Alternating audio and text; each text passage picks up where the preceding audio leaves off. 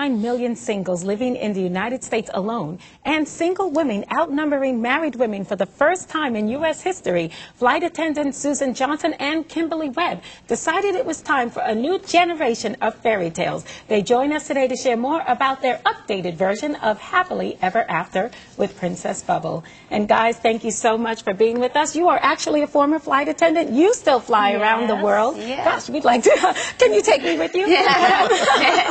But guys, you know, you're single, and tell me a little bit about what your single life is like. Is it a challenge? Is it something that you welcome and embrace, and you're glad that you're single?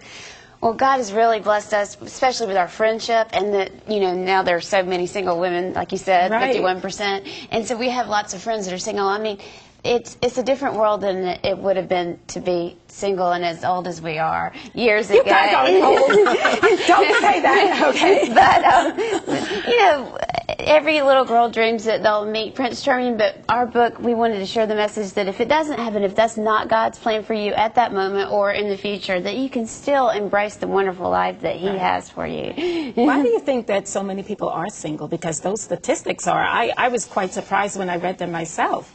So what's going on? You guys just don't want to get married? There's no good men out there. You guys know there's no good men out there. I don't know. It may be that in this day and time, marriage is not needed for survival, and it's more that you look for someone that you'd want to, a helpmate that you'd want to share your life with, more than just the necessity to be able to have shelter and eat. Right. And again, one of the messages we wanted to share with our book and why we thought it was so important and a message that was missing and needed is because as Christians even, you know, we are promised an abundant life. And as so many times, as singles, let's say, we focus on what we don't have. And then as marrieds, we might focus on, we're actually putting expectations on our spouse that they were never even intended to fulfill. Right, that's so therefore, we are still, and that's one of the reasons we've been inspired by to continue to go forward with our book and our message is because we've had so many countless moms tell us how much this message resonates with them.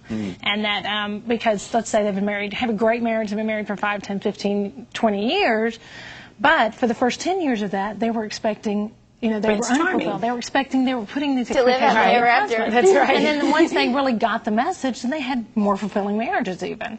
So it really, the message is about having security in God through Jesus Christ first. And that's where your real security lies. And It would seem that the kind of the social picture, and especially within the church, is for that, you know, first comes love, then comes marriage, then comes, you know, mom and dad and baby carriage. But it's amazing. I was surprised by the statistics as well, that there's definitely maybe a little social demographic change here going on. What are some of the core points of the message of Princess Bubble, of this message that's now kind of touching women's lives around the country? Well, the message she learns from her fairy godmother is that true happiness comes from loving God, helping others, and liking who you are already. But our personal message that we like to share is there's only one prince that can bring you happily ever after, and that's the Prince of Peace.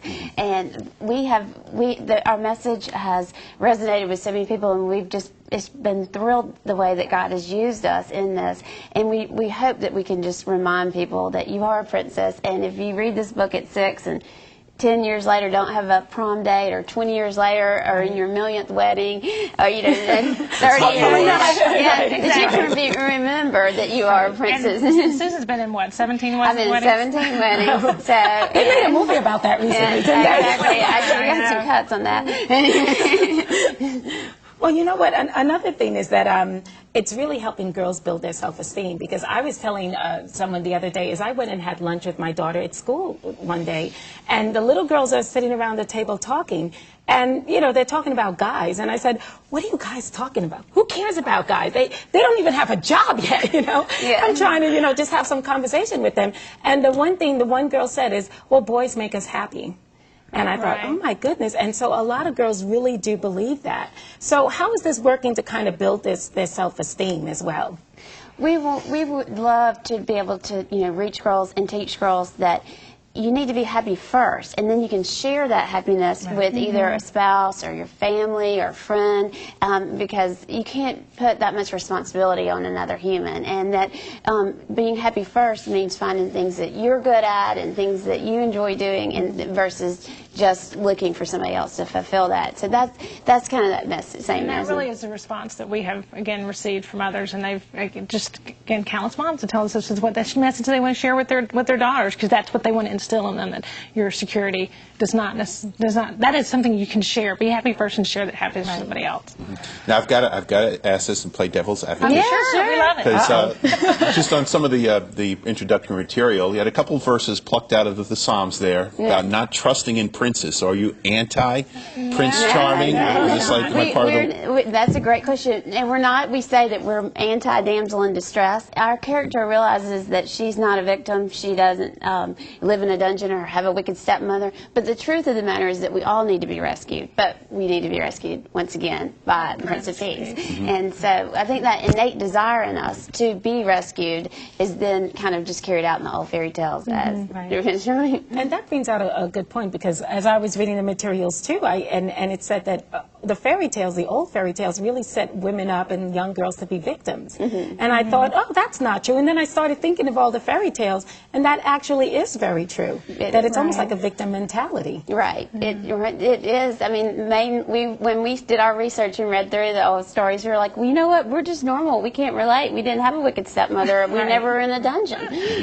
Right. And you never were offered a poison apple or anything like that. Okay, so let's meet Princess Bubble. And here she is. I don't know if you guys have a graphic, but if not, I'll just kind of open the book and just take us quickly a little bit through the story and share a little bit more of what's in it. Well, the story is extremely autobiographical. Yeah, so that played in there. I know. But we made sure She's a jet setter. she's got an education. She's traveled. The plan is as well that she would be a future. We'd love for her to be a series, and she'll be traveling to new lands, far away lands, and learning about new cultures and how our differences make us special and unique, and how our differences can actually really enrich our lives. Who did the illustration? It's cute. We have a wonderful illustrator, Maria Tonelli, and we added a lot of little things that you may not see, like her dresses, or the flags are dresses, and different things like that. But we had so much fun with the book, and we wanted her to be. You can tell in this picture, she is not your typical Barbie. She's got a little hips. Yes. She's realistic. I know. And you know what else I liked real quick is that a lot of times these girls in storybooks and even the dolls, they just kind of dress like hoochie mamas, really. They exactly, do. right. But she's dressed very modestly. Right. She look cute, but she's modest. Right. She has her belly button covered. No, yes, she does. Okay. And up here is covered, so yeah, it's very cute. We wanted her to be a modern day princess. So. Absolutely. So what are prospects for you guys? You guys are, like I said before, you're happy being single, or is it something that, you're still, Lord, this is something I still would like, or are you just very content to be where you are, even if Prince Charming never Well, comes? we are, of course, always welcome and open to Prince Charming coming by, but the important thing is we really know that no matter what, we still have happily ever after, because we know where our security lies. So that's what we're excited about. That's the message we, again, want to share and we embrace personally. I think we have tried to live that out as well. And the story is also for women of all ages, because you said you've even heard from moms and grandmoms. Right. The story is Someone likes to call it from first breath to last breath. And we are a big graduation gift too, because it's a message that is really important to take off to school with you, or to leave, your college with, to remember, where your importance and where your happiness lies. And so we.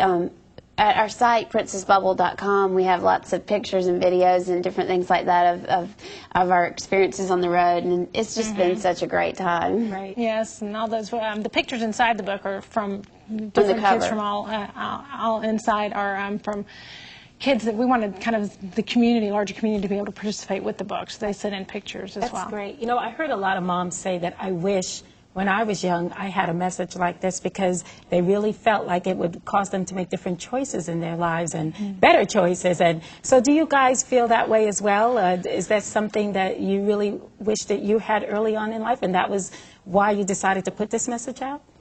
We've been very protected, and our choice, of course, we've made a lot of wrong choices in life, but as far as dating and choosing the right type men to spend time with, God has totally protected and provided for us. You know, we've had wonderful, godly men that we've dated that didn't work out, but they were wonderful. Actually, we originally met like 10 to 12 years ago through an ex-boyfriend of Susan's, who was a friend of mine as well, so it's kind of funny. And she That's always how you jokes, originally "That's met. how we Yeah. met." We met through flying. We met through an ex-boyfriend, and he was a friend of mine in my social group, and so it was kind of funny. And then we always jokes that didn't work out, but you know, we kept ended up being each other. lifetime There you friends. go. There you go. You have a great friendship.